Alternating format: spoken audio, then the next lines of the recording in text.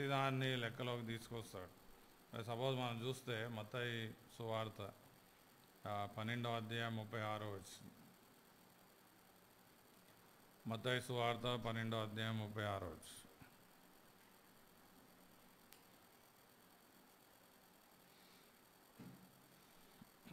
నేను మీతో చెప్పినదేమనగా, మనుష్యులు పలుకు వ్యర్థమైన ప్రతి మాటను గూర్చి విమర్శన దినమున లెక్క చెప్పవలసి ఉండును.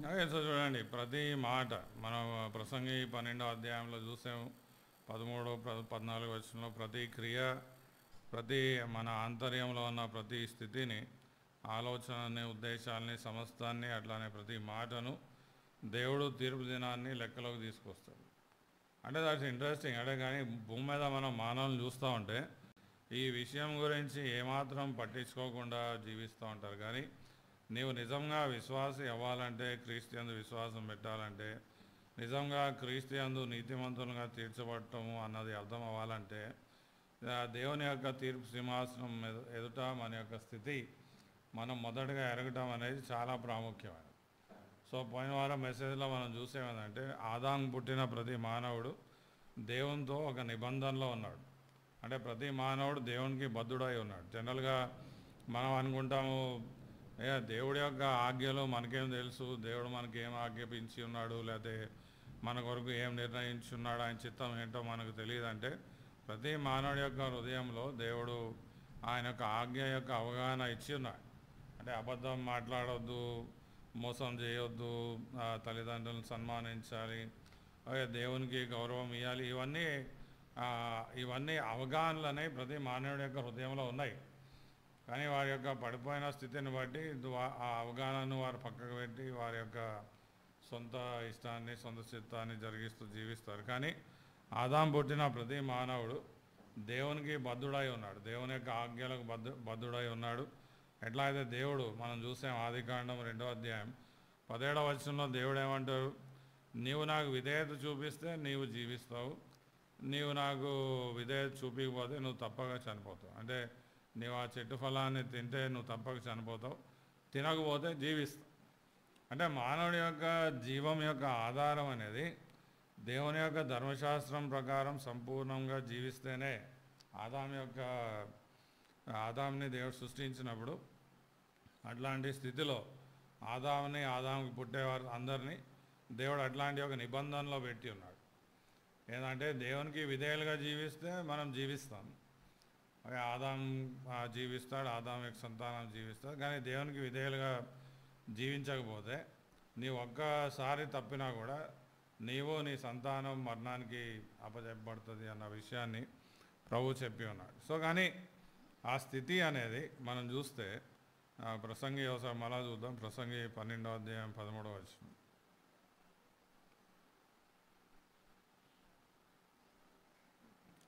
ప్రసంగి 12వ అధ్యాయం 13వ వచనం. ఇదంతయు వినిన తరువాత తేలిన ఫలితార్థం ఇదే, దేవుని యందు భయభక్తులు కలిగి ఉండి ఆయన కట్టడలను అనుసరించి నడుచుచుండవలను. మానవ కోటికి ఇది ఏ విధి. చూడండి, మానవ కోటికి అంటే అది చాలా ఇంపార్టెంట్. ప్రతి మానవుడికి దేవుడు ఒక డ్యూటీ ఇచ్చి ఉన్నాడు. మన అందరం ఏంటంటే మన కుటుంబం పట్ల మనకు డ్యూటీ ఉన్నది, ఉద్యోగం పట్ల మనకు డ్యూటీ ఉన్నది, లేదా రెస్పాన్సిబిలిటీ ఉన్నది.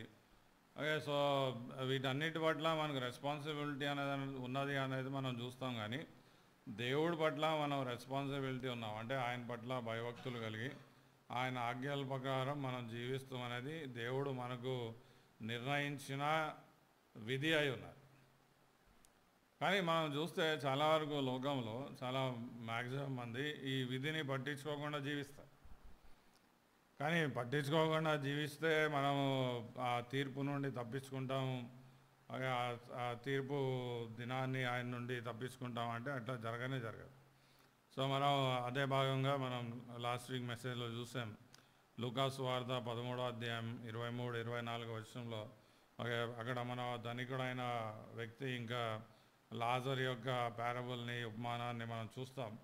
సో అక్కడ ధనికుడైన వ్యక్తి భూమి మీద జీవించినంతకాలం మంచిగా జీవించాడు, మంచిగా తిన్నాడు, తన ఆత్మ గురించి, తన నిత్యత్వం గురించి, దేవుడి గురించి తను ఎన్నడూ ఆలోచించుకోకుండా మంచిగా సుఖంగా భూమి మీద తన శరీర కోరికలు నెరవేర్చుకుంటూ జీవించున్నాడు. కానీ తన అంత్యస్థితి ఏమై ఉన్నది అది చూడండి. లూకా సువార్త 16వ అధ్యాయం 23-24 వచ్చింది.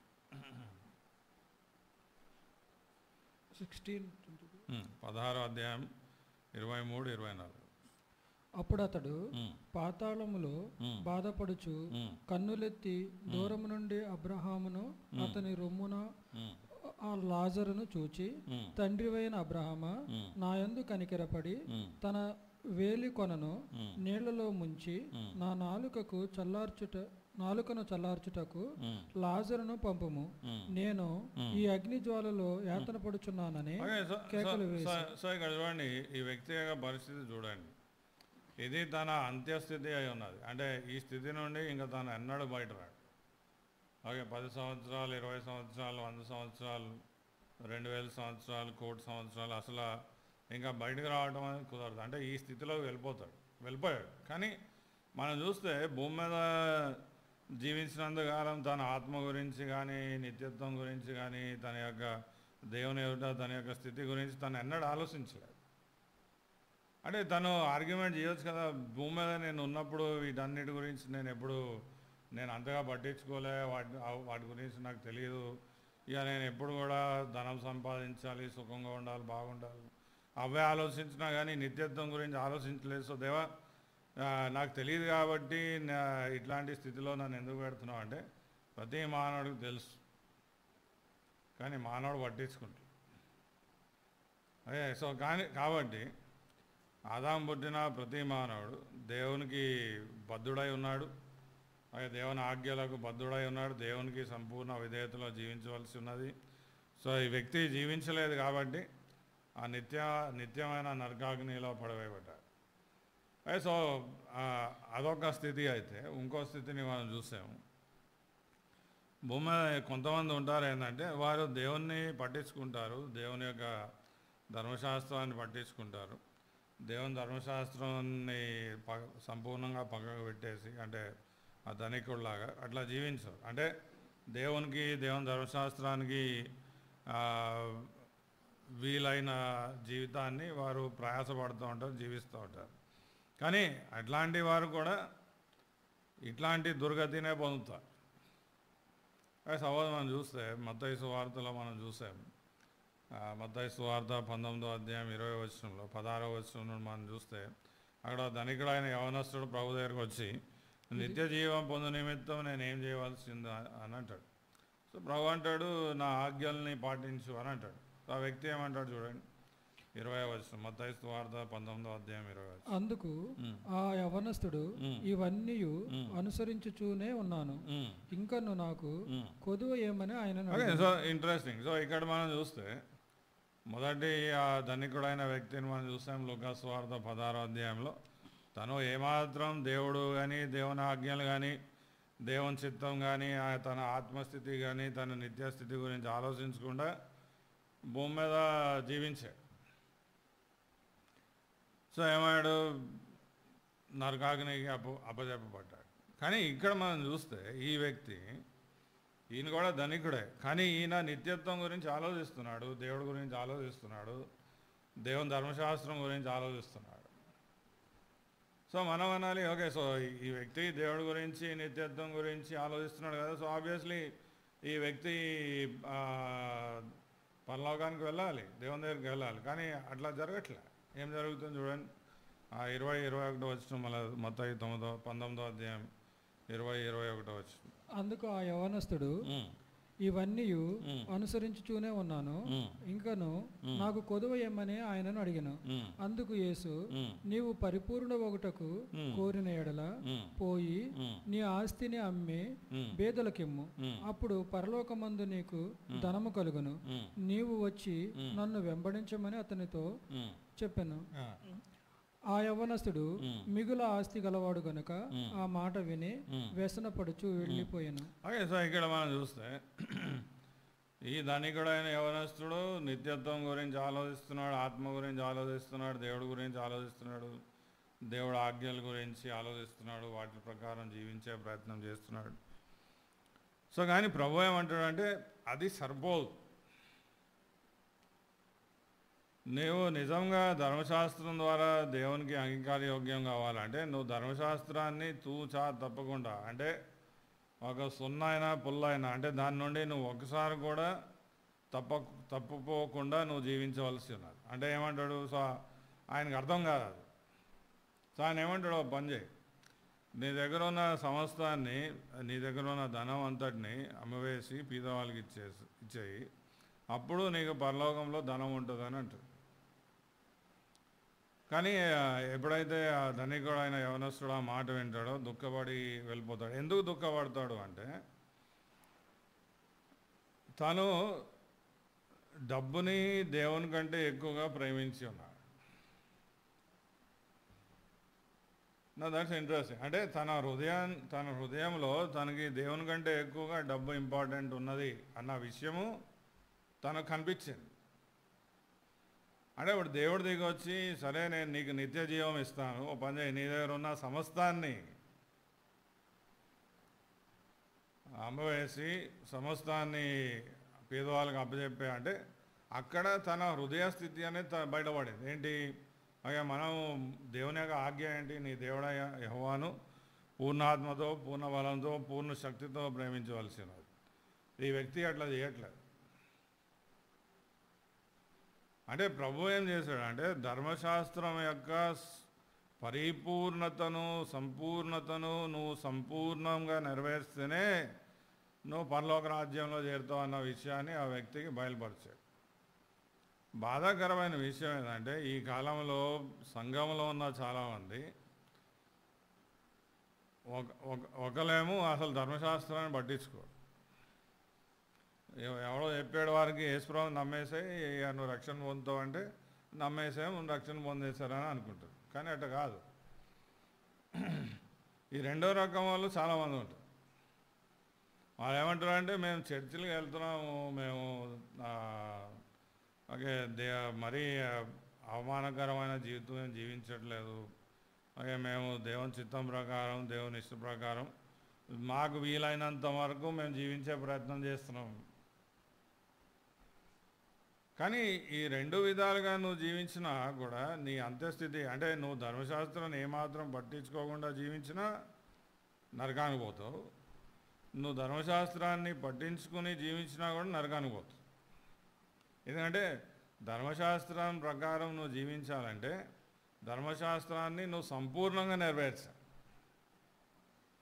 ఓకే, ఆదాం ఎప్పుడైతే ఫలం తిన్నాడో దేవుడు అనాల్సింది, ఓకే సర్లే ఒకసారి తిన్నాడు కదా, ఫోన్లే మళ్ళా తింటే అప్పుడు చూద్దాంలే అని దేవుడు అనలేదు.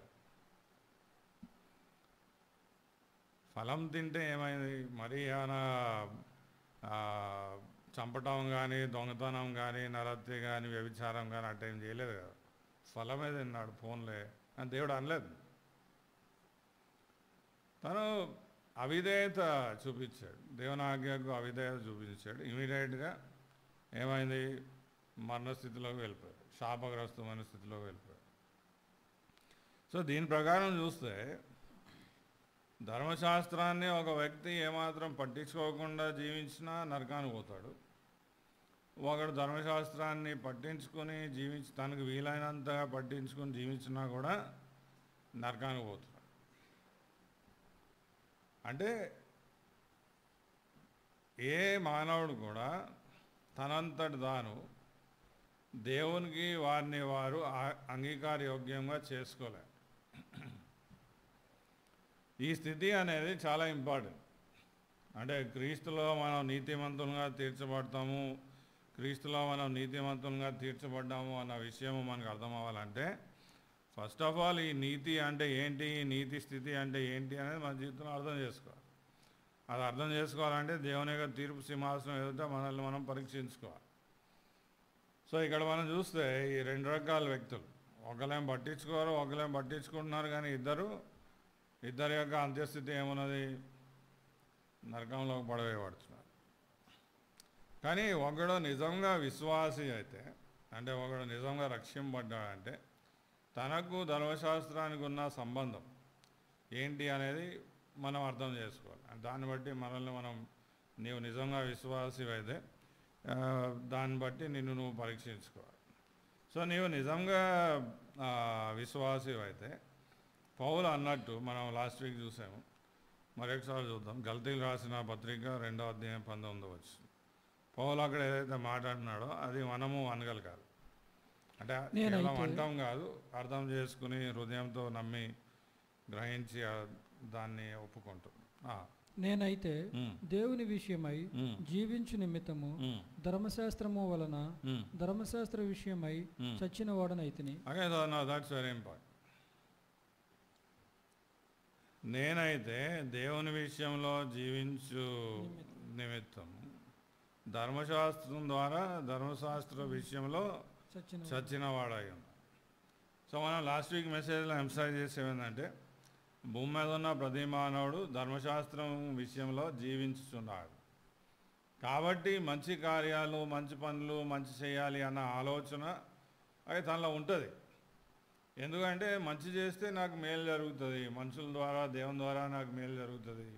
సో కాబట్టి మనం మంచి చేస్తాము, మంచి చేయాలి. సో వారి యొక్క ఆలోచన ఏముంటుందంటే వారి యొక్క మంచితనాన్ని బట్టి, మంచి క్రియలను బట్టి వారు మనుషుల యొక్క మేలును, కృపను, లేదా దేవుని యొక్క కృపను వారు పొందుతారు అన్న ఒక ఆలోచన వెనకాల సత్యం ఏంటంటే ఆదాముకి పుట్టాం కాబట్టి సొంత క్రియల ద్వారా రక్షణ కలుగుతాము అన్న ఒక ఆలోచన అనేది మానవుడిలో ఉండిపోయింది. సో ప్రతి మానవుడు మనం చూస్తే ధర్మశాస్త్రం విషయంలో జీవిస్తున్నాడు. కానీ ఎవరైతే నిజంగా క్రీస్తు యందు విశ్వాసం పెడతారో, లేదా క్రీస్తు యందు విశ్వాసం పెడతానికి వస్తారో, వారు ఏ స్థితిలో వస్తారంటే వారు ధర్మశాస్త్రం విషయంలో చనిపోయిన స్థితిలోకి వస్తారు. అది చాలా ఇంపార్టెంట్. అంటే వారు గ్రహిస్తారు ఏంటంటే ధర్మశాస్త్రం ద్వారా నేను దేవునికి నన్ను నేను అంగీకారయోగ్యంగా చేసుకోలేను అన్న విషయాన్ని వారు గ్రహించి ధర్మశాస్త్రం విషయంలో మేము చనిపోయి ఉన్నామన్న స్థితిని, వారి జీవితంలో ఆ స్థితిని వారు గ్రహిస్తారు. ఆ స్థితిని వారి జీవితంలో వారు చూస్తారు. అదే విషయాన్ని మనం చూస్తాం రోమిలకు రాసిన పత్రిక 7వ అధ్యాయం 4వ వచనం. రోమిలకు రాసిన పత్రిక 7వ అధ్యాయం 4వ వచనం. కావున నా సహోదరులారా, మనము దేవుని కొరకు ఫలమును ఫలించినట్లు మృతులలో నుండి లేపబడిన క్రీస్తు అను వేరొకని చేరుటకై మీరును ఆయన శరీరము ద్వారా ధర్మశాస్త్ర విషయమై మృతులైతిరి. చూడండి, మనము ధర్మశాస్త్రం విషయంలో మృతులైతే ఇంతకుముందు దేవునికి అంగీకారయోగ్యంగా చేసుకోవాలంటే మార్గం ఏంటి?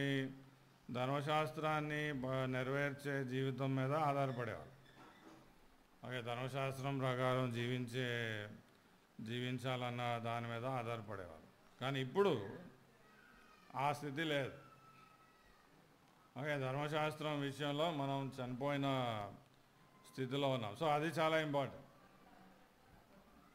సో మన జీవితంలో ఎప్పటి వరకు అయితే మనం ధర్మశాస్త్రం విషయంలో మనం చనిపోయి ఉన్నాం అన్న స్థితిని మన జీవితంలో మనం చూడము, దేవుని కొరకు జీవించే స్థితిలో మనం రాలేం.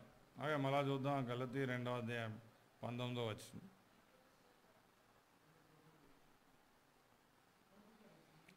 గలతీ 2వ అధ్యాయం 19వ వచనం.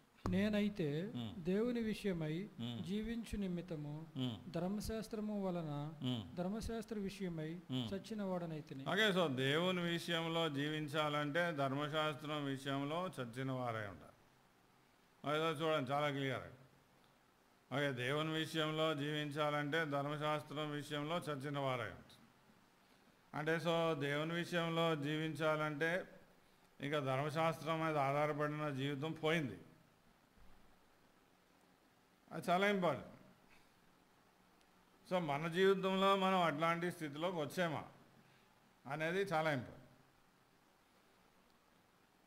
సో చూడండి, మనం విశ్వాసుల యొక్క సాక్ష్యాలు మనం వింటే దేవుని యొక్క వాక్యంలో వాళ్ళందరూ ఈ విషయాన్ని ఎంతో క్లియర్గా గ్రహించారు. సపోజ్ మనం చూస్తే కీర్తన 130వ అధ్యాయం 3వ వచనం.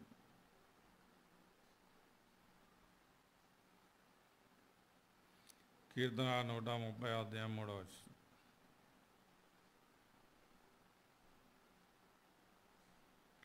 యెహోవా నీవు దోషములను కనిపెట్టి చూచిన ఎడల ప్రభువా ఎవడు నిలవగలడు? ఓకే, సో దేవుడు నిజంగా మానవుని యొక్క దోషాలని లెక్కలోకి తీసుకుంటే, మానవుని యొక్క పాపాన్ని లెక్కలోకి తీసుకుంటే ఏ మానవుడు కూడా దేవుని ఎదుట నిలబడలేడు. అంటే వారిని వారు దేవునికి అంగీకారయోగ్యంగా చేసుకోలేరు. 143 2వ వచనం, కీర్తన 143 అధ్యాయం 2వ వచనం.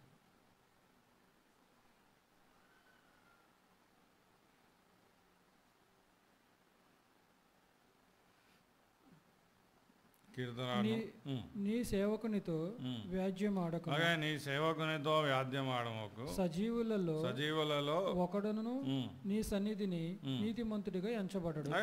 That's very clear. సో సజీవులలో నీ ఎదుట ఒక్కడు కూడా నీతిమంతునిగా నిలబడలేడు, అసాధ్యమైన విషయం.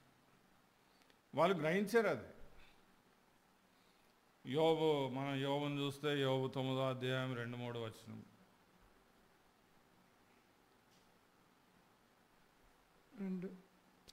యోబు గ్రంథం 9వ అధ్యాయం 2-3 వచనం. వాస్తవమే, ఆ సంగతి అంతే అని నేను ఎరుగుదును. నరుడు దేవుని దృష్టికి ఎట్లు నిర్దోషియగును? వాడు ఆయనతో వ్యాజ్యమాడగోరిన ఎడల 1000 ప్రశ్నలలో ఒక్కదానికైనాను వాడు ఆయనకు ఉత్తరం ఇయ్యలేడు. సో యోబు గురించి మన అందరూ తెలుసు. తను దేవుడే తన గురించి సాక్ష్యం ఇస్తాడు. తన దేవుని యందు భయభక్తులు కలిగిన వాడు, భూమి మీద ఆయన లాంటి వాడు లేడు అని. కానీ యోబు యొక్క ఆలోచన ఏమున్నదంటే, ఏమంటాడంటే దేవుని ఎదుట వారిని వారు నీతిమంతులుగా తీర్చబడటానికి ఎవరికి సాధ్యం కాదు. ఎవరు ఆయన ఎదుట నీతిమంతుడుగా నిలబడతాం అనేది ఆయనకు సాధ్యం కాదు. So that's interesting. ఈ అన్ని సాక్ష్యాలు ఎవరి? విశ్వాసుల యొక్క సాక్ష్యం. వారి జీవితాల్లో వారందరూ గ్రహించారు ఏంటంటే దేవుడు అతి పరిశుద్ధుడు, ఓకే, సంపూర్ణుడు, పరిపూర్ణుడు అయిన వాడు. ఆయనలో ఏ పాపము, ఏ లోపము, ఏ అంధకారము, ఓకే, అట్లాంటి వాటికి ఏమాత్రం చోటు లేదు. ఆయన సంపూర్ణమైన వెలుగై ఉన్నాడు అన్న విషయాన్ని వారు ఎరిగి ఉన్నారు. ఓకే, ఆయన యొక్క ధర్మశాస్త్రం సంపూర్ణమైనది, పరిపూర్ణమైనది, దాన్ని ఎవడు సంపూర్ణంగా నెరవేర్చలేడు అన్న విషయాన్ని విశ్వాసులు గ్రహించి ఉన్నారు. ఏ మానాడు కూడా వారిని వారు దేవునికి అంగీకారయోగ్యంగా చేసుకోలేరు అన్న విషయాన్ని వారి జీవితంలో గ్రహించున్నారు. అంటే వారు సాక్ష్యం ఇచ్చున్నారు ఏంటంటే దేవుని నిమిత్తం దేవుని కొరకు జీవించు నిమిత్తం మేము ధర్మశాస్త్రం ద్వారా, ధర్మశాస్త్రం విషయంలో చనిపోయి ఉన్నాము. అంటే దేవునికి మేము అంగీకారయోగ్యంగా అవ్వాలంటే అది మేము ధర్మశాస్త్రం ద్వారా అది సాధ్యం కాదు అన్న విషయాన్ని వారు చాలా క్లియర్గా గ్రహించారు. కానీ అట్లాంటి గ్రహింపు వచ్చింది కాబట్టి ఇంకా వాళ్ళు అసలు దేవుని ఎదుట దేవుణ్ణి పట్టించుకోకుండా, దేవుని మార్గాలను పట్టించకుండా, దేవుని చిత్తాన్ని పట్టించుకుంటూ జీవిస్తారంటే అట్లా కాదు. సపోజ్ మనం యోబు ఎగ్జాంపుల్ని మనం చూస్తే యోబు 31వ అధ్యాయం 1-3 వచనాలు. నేను నా కన్నులతో నిబంధన చేసుకుంటుని కన్యకను నేను ఎలాగూ చూచుదును?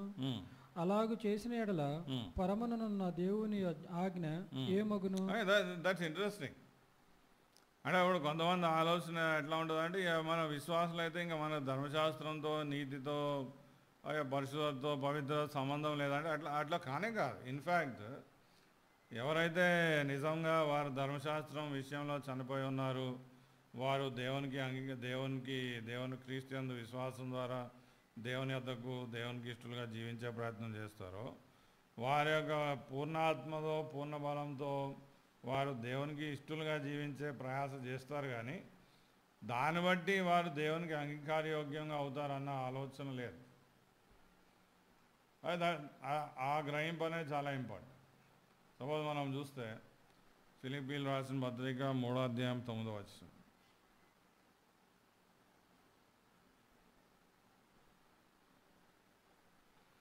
క్రీస్తును సంపాదించుకొని ధర్మశాస్త్ర మూలమైన నా నీతిని గాక క్రీస్తునందలి విశ్వాసము వలనైన నీతి అనగా విశ్వాసమును బట్టి దేవుడు అనుగ్రహించు నీతి గలవాడునై ఆయన యందు అగుపడు నిమిత్తం.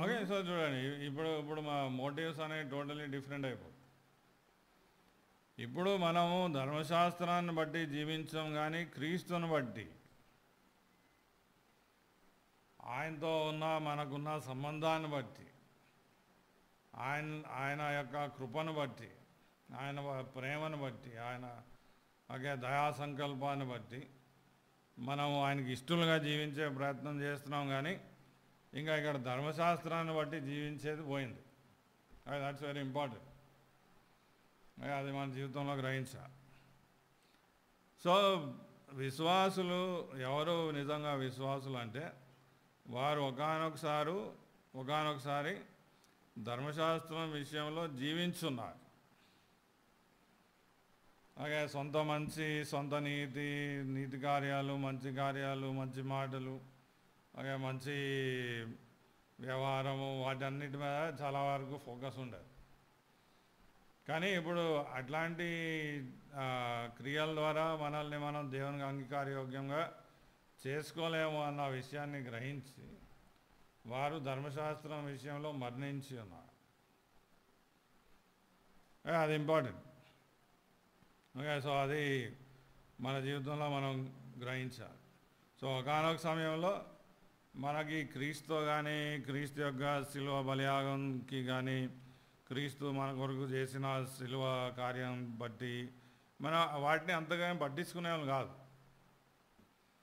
ఏదంటే నేను వీలైనంత వరకు మంచిగా జీవించే ప్రయత్నం చేస్తున్నాను, మంచి చేయాలనుకుంటున్నాను, సో దాన్ని బట్టి నేను దేవునికి అంగీకారయోగ్యంగా అవుతున్నాను అనుకునేవాడు. కానీ ఒకానొక సమయంలో ఆ వెలుగు వచ్చేది. ఏంటి అంటే నీవు నిజంగా దేవునికి ధర్మశాస్త్రం ద్వారా అంగీకారయోగ్యంగా అవ్వాలంటే ధర్మశాస్త్రాన్ని సంపూర్ణంగా పరిపూర్ణంగా నువ్వు చేస్తేనే అంగీకారయోగ్యంగా అవుతావు, లేకపోతే అవ్వవు. సో పౌలు జీవితంలో మనం ఆల్రెడీ చూసాం. మరొకసారి చూద్దాం. రోమిలకు రాసిన పత్రిక 7వ అధ్యాయం 7 నుంచి 9 వచనం.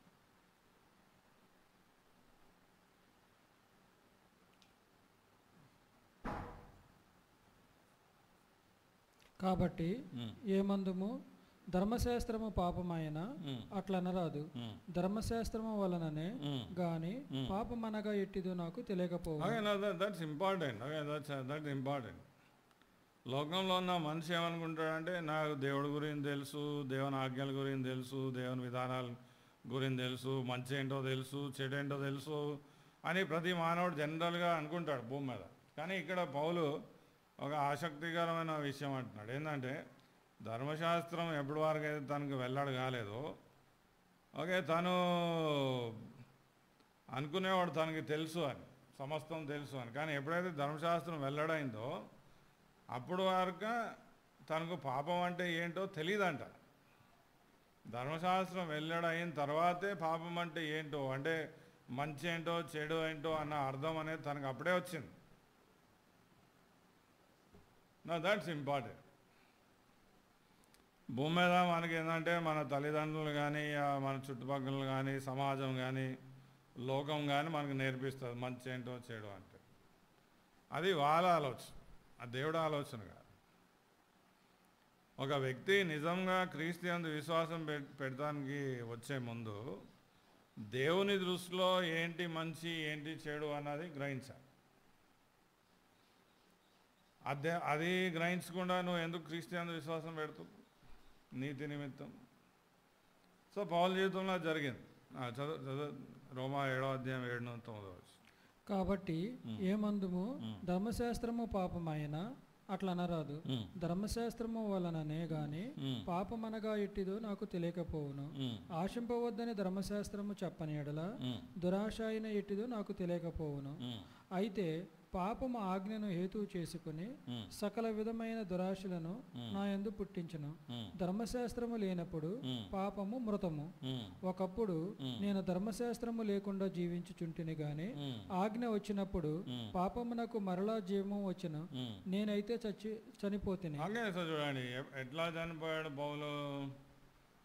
ఎప్పుడైతే ధర్మశాస్త్రం ద్వారా దేవుని యొక్క పరిపూర్ణతను గ్రహించున్నాడు, ధర్మశాస్త్రం యొక్క పరిపూర్ణతను గ్రహించున్నాడు. సో అంతకుముందు తనకు ధర్మశాస్త్రం గురించి లేదా మంచి గురించి చెడు గురించి అంతంత అవగాహన ఉండే అంతే.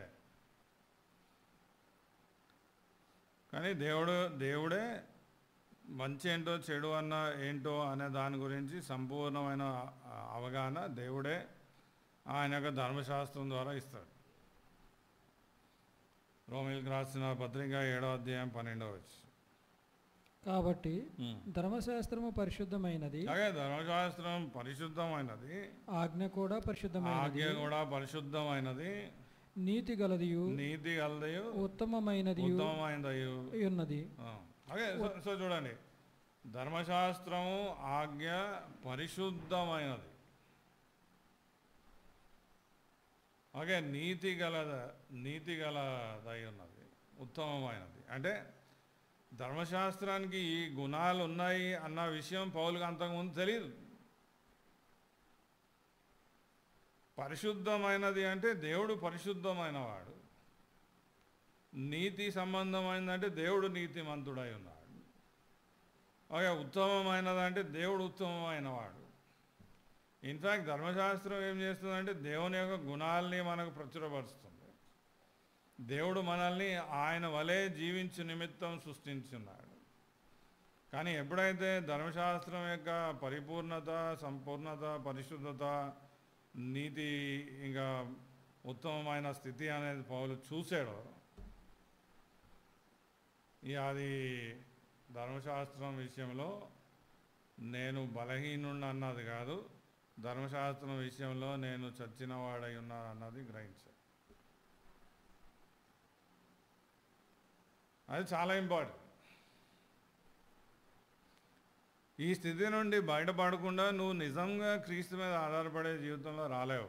మనం అదే చూస్తున్నాం. చాలామంది సంఘంలో ఉన్నవారు క్రీస్తు గురించి ఆలోచన లేదు. ఆయన ఎవరో, ఆయన ఏంటో, ఆయన ఏమై ఉన్నాడో, ఆయన ఏం చేసి ఉన్నాడు, ఏం సంపాదించి, దాని గురించి అంత ఆలోచించాం. దివారాత్రాలు ఏం ఆలోచిస్తాం? మన కుటుంబ జీవితాలు, మన ఆరోగ్యాలు, మన డబ్బు, ఉద్యోగాలు, వాటి మీదే మన లైఫ్ కైండ్ ఆఫ్ వెళ్ళిపోతూ ఉన్నది. సో నువ్వు రక్షించబడ్డావంటే ఇక నేను తప్పేం చేయట్లేదు, నేను వీలైనందుగా మంచిగా జీవించే ప్రయత్నం చేస్తున్నాను అంతే. క్రీస్తు ఎక్కడ వస్తున్నాడంటే అవునవును నేను ఆయన్ని నమ్మాను అన్నట్టు. ఎందుకు నమ్మావు, ఎందు నిమిత్తం నమ్మావు అంటే తెలియదు. ఆయన అవసరత నా లైఫ్లో ఎక్కడ ఉన్నదంటే తెలియదు. ఆయన అవసరం లేకుండా జీవించేస్తున్నాం కదా. ఉద్యోగం ఉంటే చాలు, ఆరోగ్యం ఉంటే చాలు, డబ్బు ఉంటే చాలు, ఆయన ఉన్నా లేకపోయినా నడిచిపోతుంది లైఫ్. నువ్వు ఆ స్థితిలో ఉన్నావా? నువ్వు నిజంగా క్రైస్తవుడు అయ్యావు అనేది నిన్ను పరీక్షించుకోవాలి. లేదా ఆ తీర్పు దినాన్ని, ఆ నిత్య నరకం, ఆ నిత్య నాశనం నుండి తప్పించుకోలేవు. ఎందుకంటే ఆయన తీర్పు దినాన్ని నీవు ధర్మశాస్త్రాన్ని సంపూర్ణంగా నెరవేర్చిన వాడు కాకపోతే నీవు నిత్య నాశనానికి వెళ్ళిపోతావు. సో పౌలు ధర్మశాస్త్రం యొక్క పరిశుద్ధతను, నీతిని, ఉత్తమ గుణాన్ని పౌలు చూసినప్పుడు, దాని యొక్క వెలుగులో తన హృదయాన్ని తను చూసినప్పుడు అది కాని పని అనేది తను గ్రహించాడు. తను ఏం చూశాడు? సపోజ్ మనం చూస్తే కీర్తన 51వ అధ్యాయం 6వ వచనం. దావీదు ఇక్కడ మంచి మాట అంటాడు.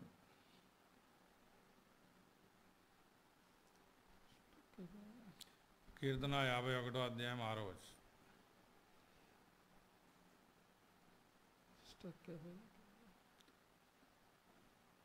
Psalms 51:6.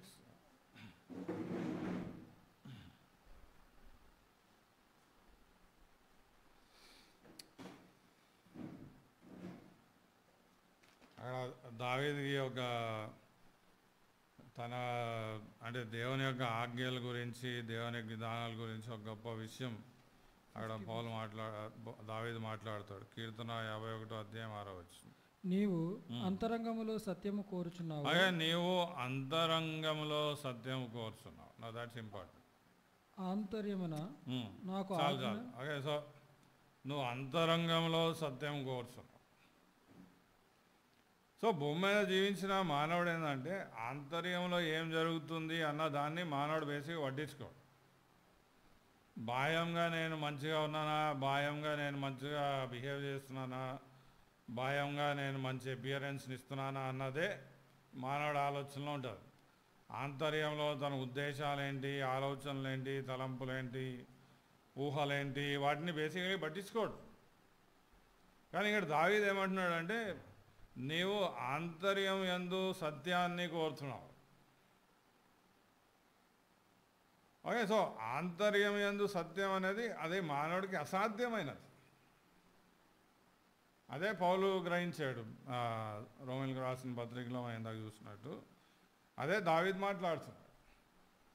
అదే మనం లాస్ట్ వీక్ కూడా మనం చూసాం ఆదికాండం 6వ అధ్యాయం 5వ వచనం. దేవుడు ఏ విషయాలను అక్కడ మాట్లాడుతున్నాడు, పట్టించుకుంటున్నాడు అంటే నరులు చెడుతనము భూమి మీద గొప్పదనియు వారి హృదయం యొక్క తలంపులలో వారి హృదయం యొక్క తలంపులలో ఊహ అంతయు ఎల్లప్పుడు కేవలం ఓకే, సో అక్కడ వర్డ్ చూడండి మన నరుల చెడుతనము భూమి మీద గొప్పదనియు వారి హృదయం యొక్క తలంపులలో ఊహ అంతయు ఎల్లప్పుడు కేవలం చెడు. ఓకే, సో చూడండి దేవుడు ఇక్కడ అసలు క్రియల గురించి మాట్లాడట్లే, వారి యొక్క హృదయం యొక్క తలంపులు, ఊహలు, ఉద్దేశాల గురించి మాట్లాడుతున్నాడు. సో దావీదు అదే అంటున్నాడు, నీవు ఆంతర్యం యందు సత్యాన్ని కోరుతున్నావు, కానీ మానవుడు ఆంతర్యం యందు కులిపోయిన పరిస్థితిలో ఉన్నాడు. సమాధిలో పాతపెట్టబడిన శవం ఎట్లా అయితే కులిపోయిన స్థితిలో ఉంటుందో అట్లాంటి మానవుడి యొక్క హృదయం అట్లాంటి కులిపోయిన స్థితిలో ఉన్నదనేది పౌలు గ్రహించాడు, దావీదు గ్రహించాడు. అదే దేవుడు ఇక్కడ ఆదికాండం 6వ అధ్యాయం 5వ వచనంలో ప్రతి మానవుడిలో దేవుడు ఆ స్థితిని చూస్తున్నాడు. కానీ అట్లాంటి మానవుడితో దేవుడు ఏం డిమాండ్ చేస్తున్నాడు? నీ హృదయంలో నుండి సంపూర్ణమైన విధేయత, నీవు హృదయం యందు సత్యాన్ని కోరుచున్నావు అన్న డిమాండ్ మానవుడు ముందు దేవుడు పెడుతున్నాడు. అంటే అట్లాంటి స్థితిలో మనల్ని చూడాలి. పౌలు చూశాడు, దావీదు చూశాడు. ఓకే, సో ఆంతర్యం యందు నేను కులిపోయిన స్థితిలో ఉన్నాను, చచ్చిపోయిన స్థితిలో ఉన్నాను, కానీ దేవుడు మాత్రము సంపూర్ణతను కోరుతున్నాడు హృదయంలో. అది ఎట్లా సాధ్యమవుతుంది? ఓకే, సో అది మన జీవితాల్లో మనం గ్రహించగలగాలి. ఓకే, అది మన జీవితాల్లో మనం చూడగలగాలి. ఏంటంటే మానవుడికి అట్లాంటి స్థితి అనేది సాధ్యం కాదు అన్నది మన జీవితంలో మనం చూడగలగాలి. 1 పేతురు 3వ అధ్యాయం 3 నుంచి 4 వచ్చి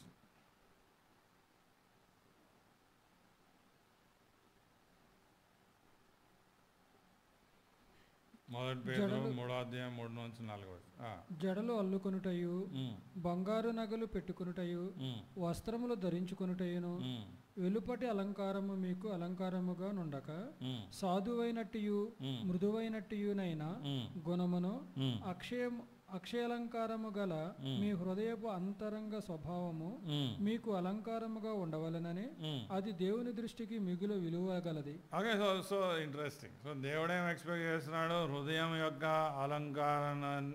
అలంకారణను దేవుడు ఎక్స్పెక్ట్ చేస్తున్నాడు. అంటే ఆయన ఎప్పుడైతే మన హృదయాన్ని చూస్తాడో అది అలంకరణలతో, అంటే పరిశుద్ధతతో, పవిత్రతతో ఓకే దేవుని చిత్తానుసారంగా ఉండాలి అన్నది ఆయన ఎక్స్పెక్ట్ చేస్తున్నారు.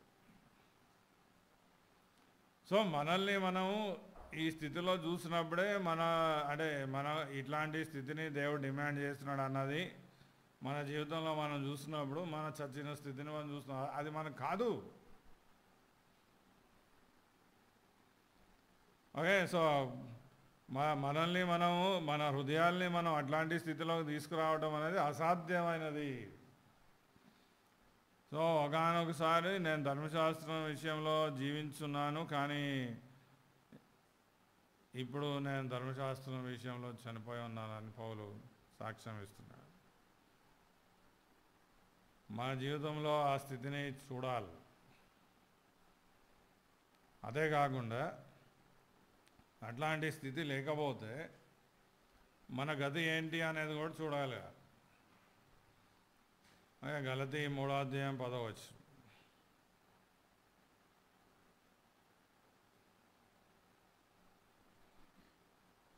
ధర్మశాస్త్రము విధించిన క్రియలకు సంబంధులందరూ శాపమునకు లోనై ఉన్నారు. ఎందుకనగా ధర్మశాస్త్ర గ్రంథమందు రాయబడిన విధులన్నీ చేయుటయందు నిలకడగా ఉండని ప్రతి వాడును శాపగ్రస్తుడని. చూడండి, సో అంటే ఓకే, సో నా ఆంతర్యం యందు నేను ధర్మశాస్త్రం విషయంలో ఓకే బలహీన స్థితిలోనే కానీ మరణించిన స్థితిలో ఉన్నదనే చూడటమే కాదు, అట్లాంటి స్థితి ఏం చూపిస్తుందంటే నేను శాపగ్రస్త స్థితిలో ఉన్నాను. అంటే దేవుని ద్వారా నేను శపింపబడ్డాను. నేను కేవలం దేవుని యొక్క ఉగ్రతకు తీర్పుకు పాత్రను అన్న విషయాన్ని చూడగలగా పౌలు చూశాడు. ఓకే సో ఇట్లా ఉంటే ఇది నిజమైతే ఇంకా నా స్థితి ఏంటి? ఓకే సో నా సొంత క్రియల ద్వారా, నీతి క్రియల ద్వారా, మంచి క్రియల ద్వారా నేను ఏమాత్రం దేవునికి నేను అంగీకారయోగ్యంగా చేసుకోలేను. సో అట్లాంటి స్థితిలో నేను ఉన్నాను కాబట్టి నేను శాపగ్రస్తమైన స్థితిలో ఉన్నాను.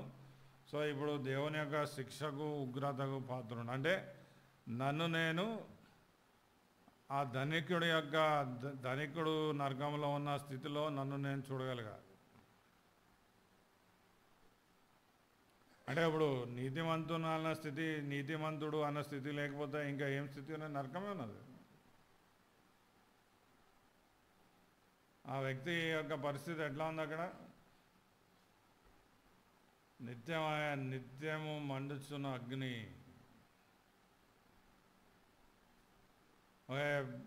అబ్రహాంతో ప్రాధేయపడుతున్నాడు, ఒక్కసారి లాజరును పంపించి ఆ నీళ్ళల్లో ముంచి నా నాలుక మీద దాన్ని ఉంచమని ప్రాధేయపడుతున్నాడు. అంటే అది తను నిత్యమైన స్థితి. ఇవన్నీ చూడకుండా మేము యేసుప్రభువుని నమ్మేసాం, మేము రక్షణ పొందేసాం. అంటే ఏం రక్షణ పొందాం? నువ్వు జీవించే జీవితం అంటే భూమి మీద బాగుపడాలని జీవిస్తున్నావు, కానీ నిజంగా క్రీస్తుకి దేవునికి కృతజ్ఞతతో నిండిన జీవితం జీవిస్తున్నావు లేదు. అలాగే అట్లాంటి స్థితి చాలా భయంకరమైనది. మనం దేవుని యొక్క తీర్పు సింహాసనం ఎదుట ఆయన నిత్యమైన శిక్షకు పాత్రలు అన్న విషయాన్ని మనం గ్రహించాలి. అదే కాదు, పాపము అనేది దేవుని యొక్క దృష్టిలో అనంతమైన చెడుతనం కలిగినది, లేకపోతే అనంతమైన దుష్టత్వం కలిగింది అన్న విషయాన్ని మనం చూడగలం.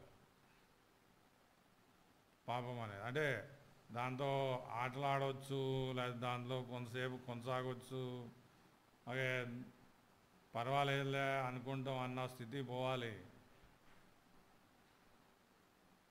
ఒక్క ఫలం తింటాంగానే పోయాడు ఆదాం సంతానం పోయింది, సృష్టి యావత్తు శాపగ్రస్తం అయిపోయింది. అదేం దేవా, నువ్వు అలాగే 7 దినాలు కష్టపడి 6 దినాలు కష్టపడి భూమి మొదటగా నిరాకారంగా అంధకారంగా శూన్యంగా ఉన్నప్పుడు అలాగే దినదినము సృష్టిని సమస్తాన్ని కట్టుకుంటా పోయావు. మానవుడిని ఆ 6వ దినం సృష్టించి నీ స్వారూప్యంలో సృష్టించి ఉన్నావు. ఆ మానవుడు ఒక్క ఫలం తింటే ఇంత ఇంత రియాక్షన్ అంటే పాపం ఎంత భయంకరమైనదో గ్రహించు.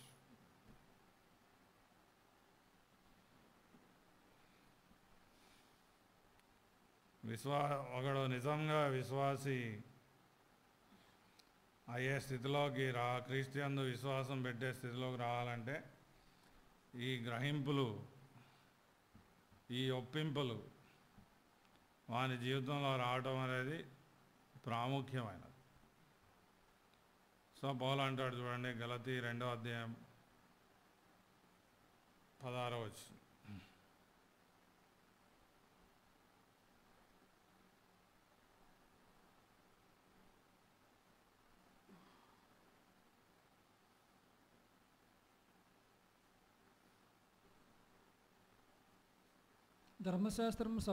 ధర్మశాస్త్ర సంబంధ క్రియల మూలమున ఏ శరీరియు నీతిమంతుడని తీర్చబడడు కదా. కాగా మనము క్రీస్తునందు నీతిమంతులమని తీర్చబడుటకు ఇక్కడ పౌలు ఏమంటాడు, ధర్మశాస్త్ర సంబంధ క్రియల మూలమున ఏ శరీరియు నీతిమంతుడని తీర్చబడడు కదా. కాగా మనం అక్కడ పౌలు ఎంతో క్లియర్గా చెప్తున్నాడు. అంటే అట్లాంటి అవగాహనలోకి పౌలు తన జీవితంలో వచ్చాడు. ఏంటి, ధర్మశాస్త్రం ద్వారా ఏ మానవుడు కూడా వారిని వారు నీతిమంతులుగా చేసుకోలేరు. అట్లాంటి గ్రహింపులోకి పౌలు వచ్చాడు. నువ్వు వచ్చావా? అది ఇంపార్టెంట్. సో అంటే ఇంకా నాలో నేను నన్ను రక్షించుకునే పరిస్థితి లేదు, నాశనం నుండి నరకం నుండి నన్ను నేను రక్షించుకునే పరిస్థితి లేదు అన్నది క్లియర్ అయింది. ఇప్పుడు రక్షకుడు, సో ఇట్లాంటి స్థితి నుండి నన్ను ఎవడైనా రక్షిస్తాడా, రక్షించగలుగుతాడా అన్న ప్రశ్న అప్పుడు వస్తుంది. రోగం చూడకుండా డాక్టర్ దగ్గర పరిగెడితే ఏం బెనిఫిట్? ఈ కాలంలో క్రైస్తవ్యం అడ్డానే ఉన్నది. రోగం ఏంటో తెలియదు, డాక్టర్ దగ్గర పరిగెడుతుంది. ఎందుకు పరిగెట్టినాం అంటే ఏమో తెలియదు, పరిగెట్టినాం అంతే. అట్లాంటి గుడితనము క్రైస్తవ్యం కనబడుతుంది ఈ కాలం. సో మన జీవితంలో మనం ధర్మశాస్త్రాన్ని నెరవేర్చలేము, ధర్మశాస్త్రం ద్వారా ఏమాత్రం దేవునికి అంగీకారయోగ్యంగా చేసుకోలేము. సో కాబట్టి దేవుని యొక్క తీర్పు కింద మనం ఉన్నాము అన్న విషయాన్ని మనం గ్రహించి, నన్ను ఎవడైనా దేవుని దృష్టిలో నీతిమంతంగా చేయగలుగుతాడా అన్న అవసరత కనపడుతుంది. అవసరం చూడాలి. అవసరం అంటే ఈ కాలంలో ఎట్లా ఉన్నామంటే ఆకలి లేకుండా ఆహారం తినేస్తాం, దాహం లేకుండా నీళ్ళు తాగేస్తాం, అవసరం లేకుండా బట్టలు కొనేసుకుంటాం, అవసరం లేకుండా ఇంకా ఎన్నో చేసేస్తూ ఉంటాం. అవసరం లేదు కానీ పోగేసుకుంటూ ఉంటాం. కానీ ఆత్మీయ జీవితం అట్లా ఉండదు. అవసరత చూడాలి. సో ఇక్కడ పౌలు తన యొక్క అవసరం చూశాడు. ఏంటంటే ధర్మశాస్త్రం ద్వారా ఏ మానవుడు కూడా వారిని వారు దేవునికి అంగీకారయోగ్యంగా చేసుకోవాలి. మళ్ళీ గలతీ 2వ అధ్యాయం 16వ వచనం. ధర్మశాస్త్ర సంబంధ క్రియల మూలమున ఏ శరీరియు నీతిమంతుడని తీర్చబడడు కదా. ఓకే, సో అది పౌలుకి క్లియర్ అయింది. కాగా నీకు నాకు క్లియర్ అయిందా? అది పాయింట్. అది క్లియర్ అయితే అప్పుడు రక్షకుడి యొక్క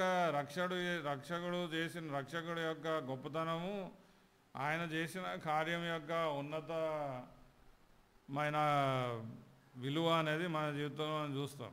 సో ఇప్పుడు చూడండి, గలతీయులు రాసిన పత్రిక 4వ అధ్యాయం 4వ వచనం. అయితే కాలము పరిపూర్ణమైనప్పుడు ఉమ్, దేవుడు తన కుమారుని పంపెను. ఉమ్, ఆయన స్త్రీ యందు పుట్టి ఉమ్, మనము దత్తపుత్రులము కావాలనని ధర్మశాస్త్రమునకు లోబడి ఉన్న వారిని ఉమ్, విమోచించుటకై ఉమ్, ధర్మశాస్త్రమునకు లోబడిన వాడాయను. ఉమ్. మరియు ఓకే, సో అమేజింగ్. ధర్మశాస్త్రాన్ని నెరవేర్స్తేనే దేవుని జీవాన్ని పొందుతావు అన్న స్థితిని మనం నెరవేర్చలేం కాబట్టి ఆయన మన నిమిత్తం భూమి మీద వచ్చి ధర్మశాస్త్రం కింద జీవించి మన నిమిత్తం ధర్మశాస్త్రాన్ని నెరవేర్చి మనల్ని ధర్మశాస్త్రం ద్వారా జీవింపగలిగే స్థితిలోకి మనల్ని తీసుకొచ్చున్నాడు. అంటే క్రీస్తు యందు విశ్వాసం పెట్టిన ప్రతివాడు ధర్మశాస్త్రాన్ని నెరవేర్చేశాడు. నేను ఎప్పుడు నెరవేర్చానంటే నీకు బదులుగా ఆయన నెరవేర్చేశాడు. నీకు బదులుగా ఆయన ధర్మశాస్త్రాన్ని నెరవేర్చేసి నిన్ను నీతిమంతునిగా దేవుని తీర్పు సింహాసనం ముందు నిలబడుతున్నాడు. సో నువ్వేం చేస్తావు?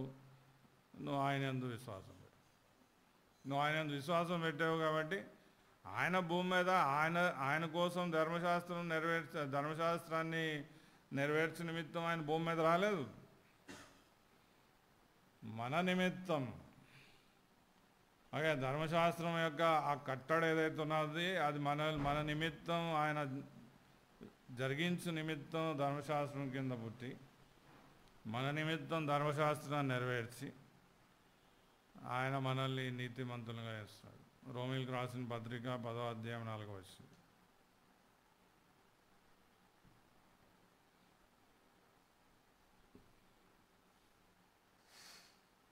విశ్వసించు ప్రతి వానికి నీతి కలుగుటకై క్రీస్తు ధర్మశాస్త్రమునకు సమాప్తి అయి ఉన్నాడు. బ్యూటిఫుల్. చూడండి, ఇంకా నీకు ధర్మశాస్త్రం ద్వారా రక్షించబడ్డం అన్న పరిస్థితి లేదు. ఆబ్వియస్లీ మనం గ్రహించాం అది మనం చేయలేమని, కానీ ఇంకా ఆ పరిస్థితి లేదు. అంటే ఎంతవరకు వాక్యం చెప్తుంది ఆ విషయంలో అంటే మనం ఇంకా ముందుకు పోతే ముందుగా అంటే 1 యోహానులో వెళ్దాం. 1 యోహాను 2వ అధ్యాయం 3వ వచనం.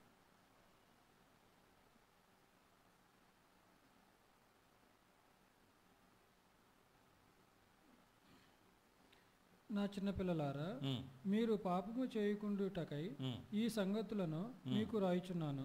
ఎవడైనను పాపము చేసిన ఎడల నీతిమంతుడైన యేసుక్రీస్తు అను ఉత్తరవాది తండ్రి వద్ద మనకున్నాడు. ఆయనే మన పాపములకు శాంతికరమై ఉన్నాడు. బ్యూటిఫుల్.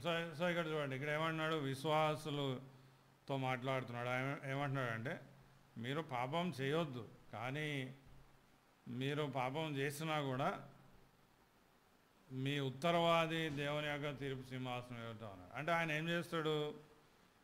మనము పాపం చేసినప్పుడు, అంటే విశ్వాసులు పాపం చేసినప్పుడు దేవుని ముందు దాన్ని ఒప్పుకొని దాని గురించి పశ్చాత్తాపడి మనం దేవుని దగ్గరకు వస్తాము. సో కానీ దేవుని యొక్క తీర్పు సింహాసనం ఎదుట ఆయన నిలబడి ఆ విశ్వాసి యొక్క పాపం యొక్క వెల సంపూర్ణంగా నేను చెల్లించేశాను కాబట్టి తన మీద ఇంకా ఏ శిక్షా విధి లేదు.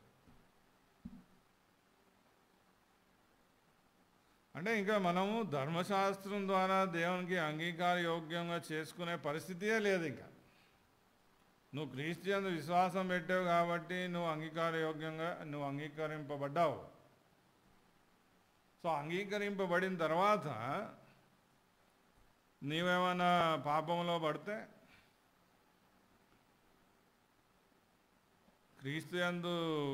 క్రీస్తుతో నీకున్న సంబంధాన్ని బట్టి నువ్వు ఆయనలో కొనసాగుతావు, కానీ నువ్వు మంచి క్రియలు చేసిన దాన్ని బట్టి కాదు. అదే మన జీవితంలో మనం గ్రహించాలి. ఈ సత్యం అనేది చాలా చాలా ప్రాముఖ్యం మన జీవితంలో. ఏదంటే క్రీస్తు యందు విశ్వాసం ద్వారా మనం నీతిమంతులుగా ఎంచబడతాం. సో పౌలు యొక్క జీవితంలో తను ఈ స్టేజీలు అన్నీ చూశాడు. ఒకానొక సమయంలో ధర్మశాస్త్రం ద్వారా దేవునికి అంగీకారయోగ్యంగా ఉండే ప్రయాసలో జీవించాడు. దాని తర్వాత ధర్మశాస్త్రం ద్వారా దేవునికి అంగీకారయోగ్యంగా నన్ను నేను చేసుకోలేనన్న స్థితిని చూశాడు. తన యొక్క ఆత్మీయ మరణకరమైన స్థితిని చూశాడు. దేవుని యొక్క తీర్పు శిక్ష కింద ఉన్నాడు అనేది చూశాడు.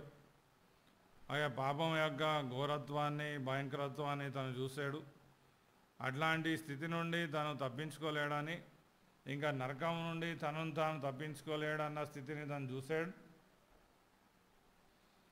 అప్పుడు ఈ గొప్ప సువార్తను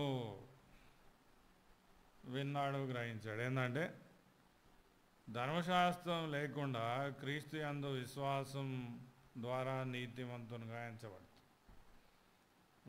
చూడండి, రోమిలికి రాసిన పత్రిక 3వ అధ్యాయం 21వ వచనం.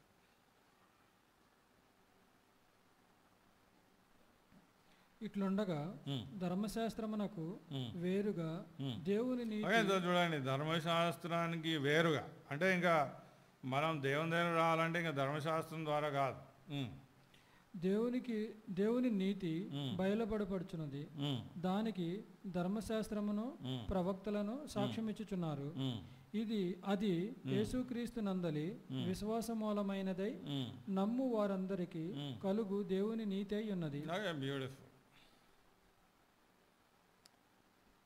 సో ధర్మశాస్త్రానికి వేరుగా క్రీస్తు యందు విశ్వాసం ద్వారా నీతిమంతులుగా తీర్చబడతాం.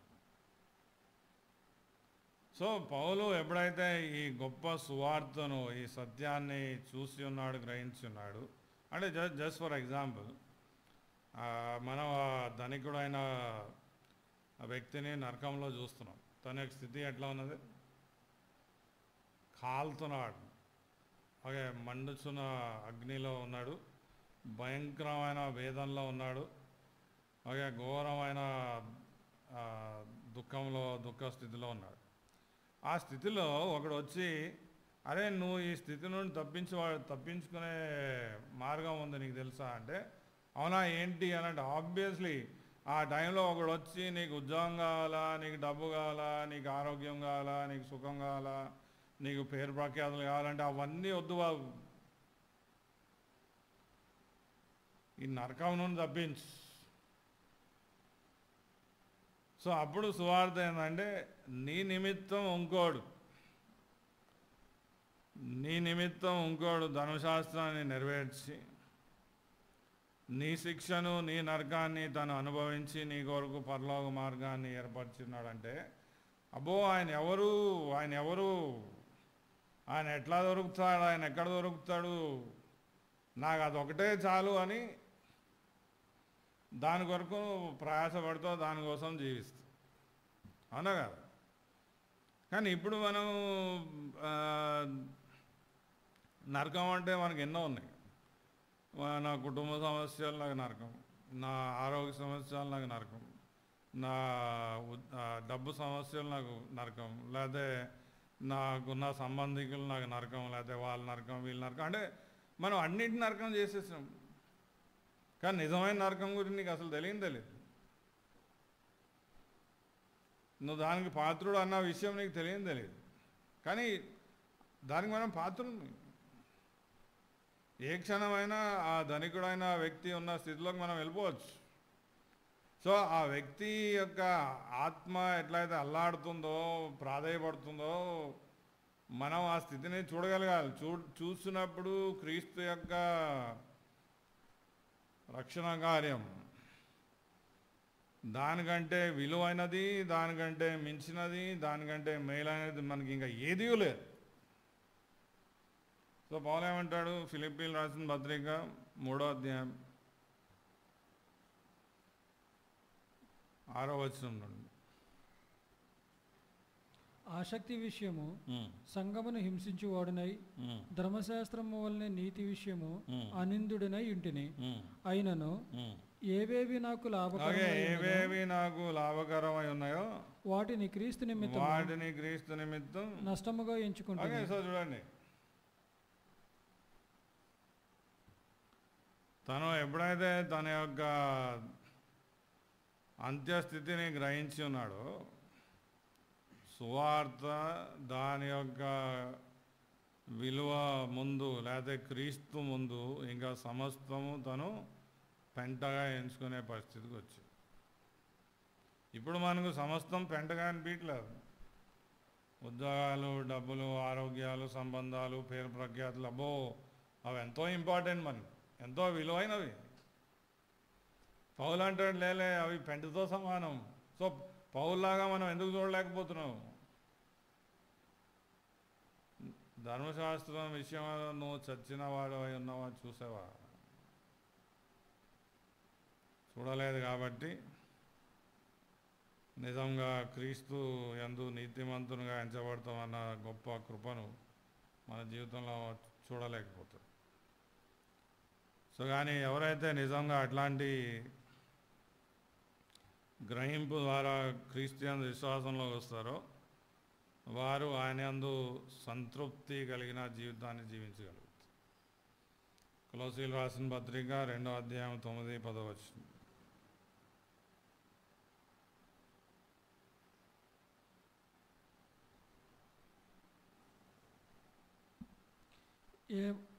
ఏలయనగా దైవత్వము యొక్క సర్వ పరిపూర్ణత శరీరముగా క్రీస్తునందు నివసించుచున్నది, మరియు ఆయన యందు మీరును సంపూర్ణులై ఉన్నారు. సో ఆయన యందు మనము సంపూర్ణులై ఉన్నాం అంటే నీవు ఆయన యందు సర్వ పరిపూర్ణతను, సర్వ సంపూర్ణతను పొంది ఉన్నావు. నీకు ఏమీ కొదవలేదు.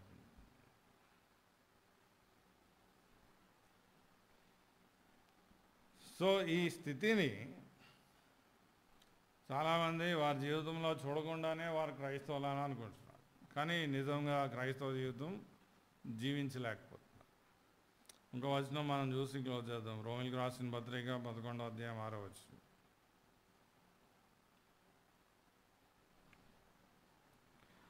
అది కృపచేతనైన ఎడల ఇకను క్రియల మూలమైనది కాదు, కాని ఎడల కృప ఇకను కృప కాకపోవును.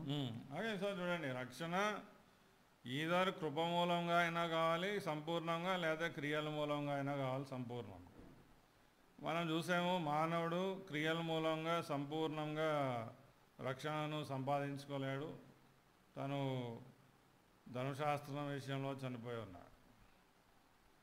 సో కేవలం కృప మూలంగా మనం కృప మూలంగానే రక్షింపబడతాం, కృప మూలంగానే రక్షణలో కొనసాగుతాం, కృప మూలంగానే రక్షణను పరిపూర్ణం చేసుకుంటాం. కేవలం కృప మూలంగా, మన మూలంగా కాదు. జస్ట్ వన్ మోర్ వర్స్ ఇంకా క్లోజ్ చేద్దాం. 1 కొరింథీ 3వ అధ్యాయం 30వ వచనం. చాప్టర్ 1 కొరింథీ 3వ అధ్యాయం 30వ వచనం.